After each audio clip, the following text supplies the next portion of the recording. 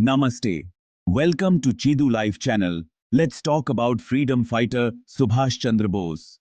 यह नाम सुनते ही हमारे दिलों में जोश की आग भड़क उठती है। यह नाम ये यह नाम हमें हमारे इतिहास के उस महानायक की याद दिलाता है जिसने अपने जीवन को देश की सेवा में समर्पित कर दिया। वो साहस के प्रतीक थे, एक ऐसे व्यक्ति जिन्होंने अपने अदम्य साहस और दृढ़ संकल्प से हमें प्रेरित किया। नेताजी, जैसे हम उन्हें प्यार से बुलाते हैं, उन्होंने अपना पूरा जीवन भारत को आजाद कराने के लिए समर्पित कर दिया। उनके विचार और उनके कार्य हमें आज भी प्रेरित करते हैं। उन्होंने एक आजाद भारत का सपना देखा। नेताजी का जीवन संघर्ष और दृढ़ आज संकल्प से भरा था। उन्होंने चुनौतियों का डटकर सामना किया। उन्होंने हमें सिखाया कि साहस का मतलब डर का ना होना नहीं है, बल्कि अपने देश के प्यार के लिए डर का सामना करना है। उनकी कहानी आने वाली पीढ़ियों के लिए एक प्रेरणा है। सुभाष चंद्र बोस का जन्म देशभक्तों के परिवार में हुआ था। उनके परिवार में देशभक्ति की भावना कूट कूट कर भरी हुई थी। उनके पिता एक वकील थे। वह अपने पिता से बहुत प्रेरित थे। छोटे सुभाष एक होशियार छात्र थे। उनकी बुद्धिमत्ता ने उन्हें हमेशा आगे बढ़ने के लिए प्रेरित किया। वह सिविल सर्वेंट बनने के लिए इंग्लैंड गए। वहां उन्होंने उच्चतम स्तर पर सफलता प्राप्त की। लेकिन मेरा दिल अपनी मातृभूमि के लिए तरसता है। मैं अपने देश की सेवा करना चाहता हूं। मैं भारत को आजाद देखना चाहता हूं। यह मेरी सबसे बड़ी इच्छा है। उन्होंने अपना प्रतिष्ठित करियर छोड़ दिया और आजादी की लड़ाई में शामिल होने के लिए भारत लौट आए। वो इंडियन नेशनल कांग्रेस में शामिल हो गए और बहुत जल्दी कांग्रेस में आगे बढ़ने लगे। लोग उनके करिश्मे से आकर्षित होते थे। उनकी उपस्थिति ही लोगों में जोश भर देती थी। वह पूर्ण स्वराज में विश्वास करते थे। उनके लिए स्वतंत्रता का मतलब था पूर्ण स्वतंत्रता। वह अहिंसा के मार्ग से सहमत नहीं थे। उनका मानना था कि स्वतंत्रता के लिए संघर्ष करना आवश्यक है। वह जानते थे कि आजादी मांगने से नहीं, बल्कि उसके लिए लड़ने से मिलती है। उनके इस दृढ़ निश्चय ने उन्हें एक महान नेता बना दिया। सुभाष चंद्र बोस पूर्ण स्वराज में विश्वास करते थे। उन्हें नहीं लगता था कि अंग्रेज आसानी से आजादी दे देंगे। उन्हें लगता था कि भारत को भी मुकाबला करना होगा। उन्होंने खुलेआम अंग्रेजी हुकूमत को चुनौती दी। इससे वह अंग्रेजों के लिए खतरा बन गए। उनके विचारों ने बहुतों को प्रभावित किया। वे किसी भी कीमत पर आजादी चाहते थे।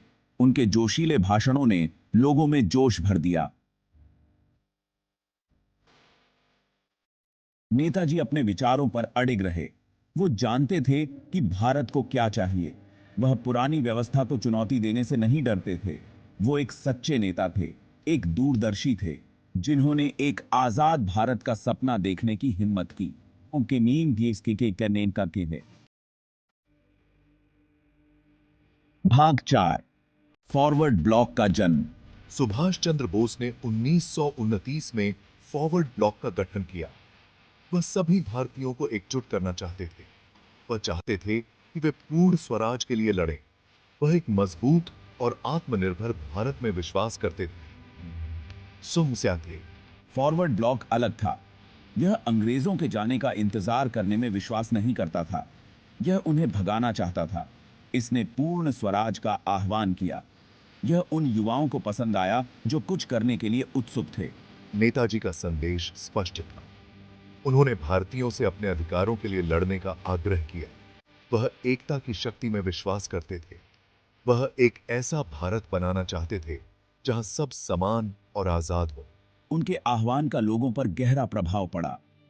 लोग उनके विजन से प्रेरित हुए। वे बड़ी संख्या में फॉरवर्ड ब्लॉक में शामिल हो गए। यह अंग्रेजी हुकूमत के खिलाफ लड़ाई में एक शक्तिशाली ताकत बन गया। भाग 5, बच निकलना और अंतरराष्ट्रीय समर्थन की तलाश। यह वह समय था जब नेताजी सुभाष चंद्र बोस ने अपने जीवन का सबसे साहसी कदम उठाया। अंग्रेजों ने सुभाष चंद्र बोस को नजरबंद कर दिया। वे उनके प्रभाव से डरते थे और जानते थे कि वह उनके खिलाफ पूरे देश को भड़का सकते हैं। ब्रिटिश अधिकारियों को यह स्पष्ट था कि बोस का प्रभाव व्यापक था और वह एक शक्तिशाली नेता थे, लेकिन उन्होंने नेताजी के हौसले को कम आंका। वह हार मानने वाले इंसान नहीं थे। उनके दिल में एक अटूट संकल्प था। उनके मन में एक ही लक्ष्य था, भारत की आजादी। 1941 में वह हिम्मत दिखाते हुए भाग निकले। यह एक साहसी कदम था जो उनके अदम्य साहस को दर्शाता है। उन्होंने भेष बदला और भारत से बाहर निकल गए। उनका गंतव्य की जर्मनी। उन्हें विश्वास था कि उन्हें वहां सहयोगी मिल सकते हैं। उन्होंने जर्मनी में समर्थन की तलाश की। उन्होंने जर्मनी में कई नेताओं से मुलाकात की और समर्थन मांगा। उनकी यात्रा खतरों से भरी थी। उन्होंने दुर्गम रास्तों से यात्रा की और कई बार अपनी जान जोखिम में डाली। यह यात्रा उनके दृढ़ संकल्प और साहस का प्रतीक थी। उन्होंने अपने देश की आजादी के लिए अपनी जान जोखिम में डाल दी। उनका दृढ़ संकल्प कभी कमजोर नहीं पड़ा। वह जानते थे कि भारत का भाग्य उनके कंधों पर टिका है। जर्मनी में उन्होंने नेताओं से मुलाकात की। उन्होंने भारत की आज़ादी की लड़ाई के लिए उनका समर्थन मांगा। उनका मानना था कि दुश्मन का दुश्मन दोस्त होता है। वह एक चतुर रणनीतिकार थे, एक ऐसे नेता जो अपने देश के लिए जोखिम उठाने को तैयार थे। उनकी हर योजना में देश की स्वतंत्रता की झलक थी। भाग 6, आजाद हिंद फौज की दहाड़। सुभाष चंद्र बोस की यात्रा उन्हें जापान ले गई। उन्होंने वहां एक अवसर देखा। युद्धबंदी के रूप में हजारों भारतीय सैनिक थे। उन्होंने उनमें एक सशस्त्र बल देखा, एक ऐसी ताकत जो भारत को आजाद करा सकती थी। इस प्रकार आजाद हिंद फौज, जिसे इंडियन नेशनल आर्मी के रूप में भी जाना जाता है, का जन्म हुआ। ईना सिर्फ एक फौज नहीं थी, यह भारत की आजादी की लड़ाई का प्रतीक थी। आजाद हिंद फौज की दहाड़ ने तो करोड़ों दिलों को झकझोर दिया था, लेकिन बड़ी बड़ी कहानियों की तरह इस कहानी में भी एक दुख भरा अध्याय है। 18 अगस्त 1945 सुभाष चंद्र बोस की मौत की खबर ने दुनिया को हिलाकर रख दिया। माना जाता है कि ताइवान में एक हवाई हादसे में उनकी जान चली गई, लेकिन उनकी मौत के रहस्य ने ढेरों बहसों और अटकलों को जन्म दिया। कुछ कहते हैं कि वो उस हादसे में बच गए और गुमनामी में रहकर आजादी की अपनी लड़ाई जारी रखी। कुछ का मानना है कि वो युद्ध की राजनीति के शिकार हो गए। इन सब विवादों के बावजूद एक बात तो पक्की है, बोस एक निडर नेता और सच्चे देशभक्त थे। भारत की आजादी के लिए उनकी अटूट लगन और मुश्किलों में भी लोगों को प्रेरित करने की उनकी क्षमता उनके अदम्य साहस की गवाह है। बोस की जिंदगी भले ही खत्म हो गई, लेकिन उनके आदर्श और जो आंदोलन उन्होंने शुरू किया वो आज भी पीढ़ियों को प्रेरित करता है। उनकी कहानी हमें याद दिलाती है कि हिम्मत और दृढ़ निश्चय वक्त और हालात से भी ऊपर उठ सकते हैं।